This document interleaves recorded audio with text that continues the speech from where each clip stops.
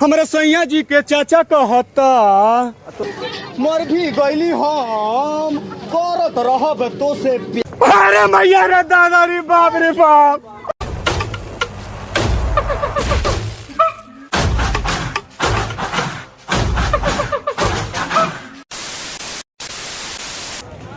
अरे माई रे दादा रे बाप रे बाप। और चीकरता दिला दूं इतना ऊपर चढ़ जाए तो गिर जान तो दोनों हमें बुर्ज खलीफा ना चाहिए। हमें जानते क्या चाहिए? अरे रानी खैबू का कटहर कटहर खैबू ना खैबू।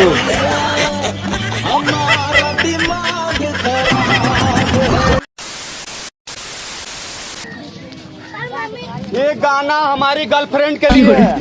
और सातों जन्म में तुझे करता रहूंगा प्यार। मर भी गईली हम करत रहब तो से प्यार। गंदी बाड़े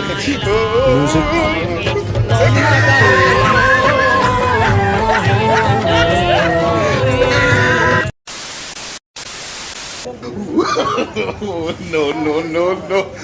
अरे माई रे दादा रे बाप रे बाप। अरे जो ही यहाँ से गोइल बाणे गोदी में खिला के तुहर के पापा कहता हमारे सैया जी के चाचा कहता।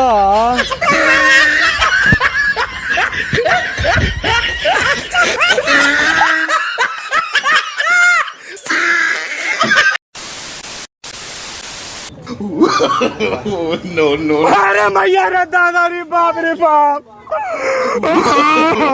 नो।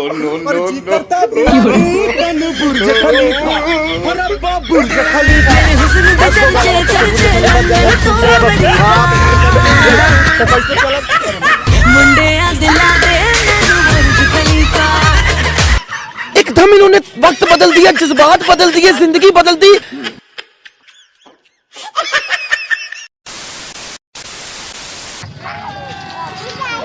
हेलो गाइस, मैं गाना गाने जा रहा हूँ, ध्यान से सुनिएगा। और जीना सिर्फ हमारे लिए, जियो सिर्फ हमारे लिए, माई दादा कसम जियो तुम हमारे लिए।